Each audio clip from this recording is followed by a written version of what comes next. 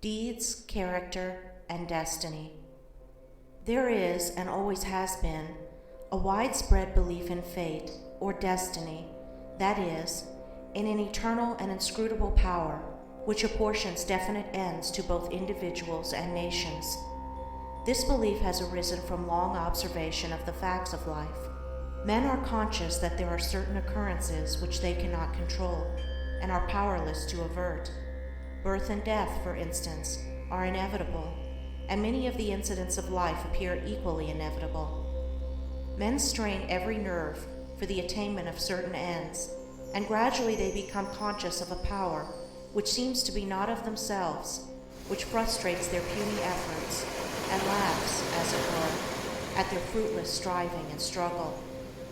As men advance in life, they learn to submit, more or less, to this overruling power which they do not understand, perceiving only its effects in themselves and the world around them, and they call it by various names, such as God, providence, fate, destiny, etc.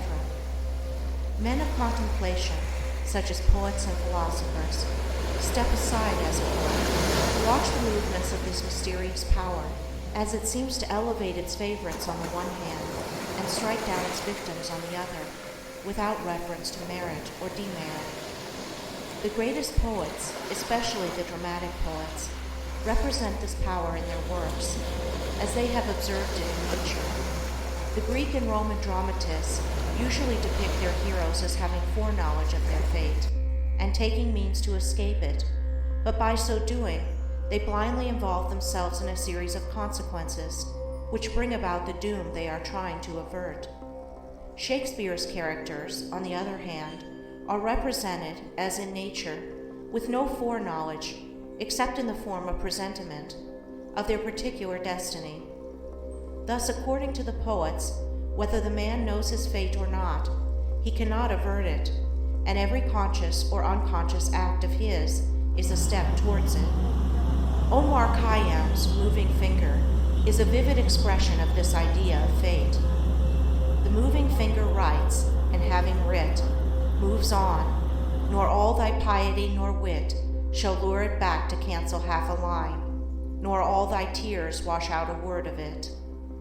Thus men in all nations and times have experienced in their lives the action of this invincible power or law, and in our nation today, this experience has been crystallized in the terse proverb, man proposes, God disposes.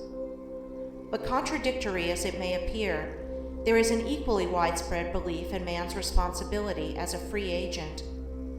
All moral teaching is an affirmation of man's freedom to choose his course and mold his destiny, and man's patient and untiring efforts in achieving his ends are declarations of consciousness of freedom and power. This dual experience of fate on the one hand and freedom on the other has given rise to the interminable controversy between the believers in fatalism and the upholders of free will, a controversy which was recently revived under the term determinism versus free will. Between apparently conflicting extremes, there is always a middle way of balance, justice, or compensation, which, while it includes both extremes, cannot be said to be either one or the other, and brings both into harmony, and this middle way is the point of contact between two extremes. Truth cannot be a partisan, but by its nature is the reconciler of extremes, and so in the matter which we are considering, there is a golden mean which brings fate and free will into close relationship, wherein, indeed, it is seen that these two indisputable facts in human life, for such they are but two aspects of one central law, one unifying and all-embracing principle, namely, the law of causation in its moral aspect. Moral causation necessitates both fate and free will, both individual responsibility and individual predestination, for the law of causes must also be the law of effects, and cause and effect must always be equal. The train of causation, both in matter and mind, must be eternally balanced, therefore eternally just, eternally perfect. Thus every effect may be said to be a thing preordained, but the predetermining power is a cause, and not the fiat of an arbitrary will. Man finds himself involved in the train of causation. His life is made up of causes and effects. It is both a sowing and a reaping. Each act of his is a cause, which must be balanced by its effects. He chooses the cause. This is free will. He cannot choose, alter, or avert the effect. This is fate. Thus, free will stands for the power to initiate causes, and destiny is involvement in effects. It is therefore true that man is predestined to certain ends, but he himself has, though he knows it not, issued the mandate, that good or evil thing from which there is no escape, he has, by his own deeds, brought about. It may here be urged that man is not responsible for his deeds, that these are the effects of his character, and that he is not responsible for the character, good or bad, which was given him at his birth. If character was given him at birth, this would be true, and there would then be no moral law and no need for moral teaching. But characters are not given ready-made. They are evolved. They are indeed effects, the products of the moral law itself, that is, the products of deeds. Character result of an accumulation of deeds which have piled up, so to speak, by the individual during his life. Man is the doer of his own deeds. As such, he is the maker of his own character. And as the doer of his deeds and the maker of his character, he is the molder and shaper of his destiny. He has the power to modify and alter his deeds, and every time he acts, he modifies his character. And with the modification of his character for good or evil, he is predetermining for himself new destinies, destinies disastrous or beneficent, in accordance with the nature of his deeds. Character is destiny itself, as a fixed combination of deeds. It bears within itself the results of those deeds. These results lie hidden as moral seeds in the dark recesses of the character, awaiting their season of germination, growth, and fruitage. Those things which befall a man are the reflections of himself, that destiny which pursued him, which he was powerless to escape by effort or avert by prayer, was the relentless ghoul of his own wrong deeds, demanding and enforcing restitution. Those blessings and curses which come to him unbidden are the reverberating echoes of the sounds which he himself sent forth. It is this knowledge of the perfect law working through and above all things, of the perfect justice operating in and adjusting all human affairs, that enables the good man to love his enemies and to rise above all hatred, resentment, and complaining, for he knows that only his own can come to him, and that, though he be surrounded by persecutors, his enemies are but the blind instruments of a faultless retribution, and so he blames them not, but calmly receives his accounts and patiently pays his moral debts. But this is not all. He does not merely pay his debts. He takes care not to contract any further debts. He watches himself and makes his deeds faultless. While paying off evil accounts, he is laying up good accounts. By putting an end to his own sin, he is bringing evil and suffering to an end.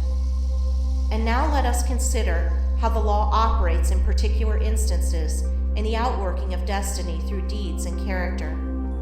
First, we will look at this present life, for the present is the synthesis of the entire past.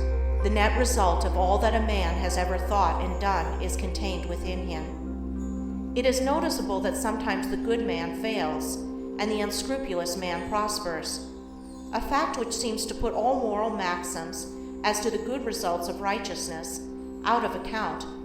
And because of this, many people deny the operation of any just law in human life, and even declare that it is chiefly the unjust that prosper. Nevertheless, the moral law exists, and is not altered or subverted by shallow conclusions. It should be remembered that man is a changing, evolving being. The good man was not always good. The bad man was not always bad. Even in this life, there was a time, in a large number of instances, when the man who is now just was unjust, when he who is now kind was cruel, when he who is now pure was impure. Conversely, there was a time in this life, in a number of instances, when he who is now unjust was just, when he who is now cruel was kind, when he who is now impure was pure. Thus the good man who is overtaken with calamity today is reaping the result of his former evil sowing. Later he will reap the happy result of his present good sowing, while the bad man is now reaping the result of his former good sowing. Later he will reap the result of his present sowing of bad. Characteristics are fixed habits of mind, the results of deeds. An act repeated a large number of times becomes unconscious or automatic. That is, it seems to repeat itself without any effort on the part of the doer, so that it seems to him almost impossible not to do it, and then it has become a mental characteristic. Here is a poor man out of work. He is honest and is not a shirker. He wants work and cannot get it. He tries hard and continues to fail. Where is the justice in his lot? There was a time in this man's condition when he had plenty of work. He felt burdened with it. He shirked it and longed for ease. He thought how delightful it would be to have nothing to do. He did not appreciate the blessedness of his lot. His desire for ease is now gratified, but the fruit for which he longed, and which he thought would taste so sweet, has turned to ashes in his mouth. The condition which he aimed for, namely, to have nothing to do, he has reached, and there he is compelled to remain till his lesson is thoroughly learned.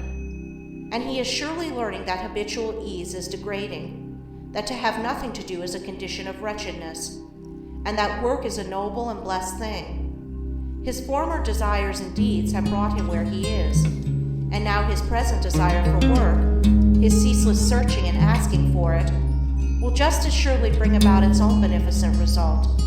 No longer desiring idleness, his present condition will, as an effect, the cause of which is no longer propagated, soon pass away, and he will obtain employment. And if his whole mind is now set on work, and he desires it above all else, then when it comes, he will be overwhelmed with it. It will flow into him from all sides, and he will prosper in his industry. Then, if he does not understand the law of cause and effect in human life, he will wonder why work comes to him apparently unsought, while others who seek it strenuously fail to obtain it. Nothing comes unbidden. Where the shadow is, there also is the substance. That which comes to the individual is the product of his own deeds. As cheerful industry leads to greater industry and increasing prosperity, and labor shirked or undertaken discontentedly leads to a lesser degree of labor and decreasing prosperity, so with all the varied conditions of life as we see them. They are the destinies wrought by the thoughts and deeds of each particular individual. So also with the vast variety of characters, they are the ripening and ripened fruit of the sowing of deeds. As the individual reaps what he sows, so the nation, being a community of individuals, reaps also what it sows. Nations become great when their leaders are just men. They fall and fade when their just men pass away. Those who are in power set an example, good or bad, for the entire nation. Great will be the peace and prosperity of a nation when there shall arise within it a line of statesmen who, having first established themselves in a lofty integrity of character, shall direct the energies of the nation toward the culture of virtue and development of character, knowing that only through personal industry, integrity, and nobility can national prosperity proceed. Still, above all, is the great law, calmly and with infallible justice, meting out to mortals their fleeting destinies, tear-stained or smiling, the fabric of their hands. Life is a great school for the development of character, and all, through strife and struggle, vice and virtue, success and failure, are slowly but surely learning the lessons of wisdom.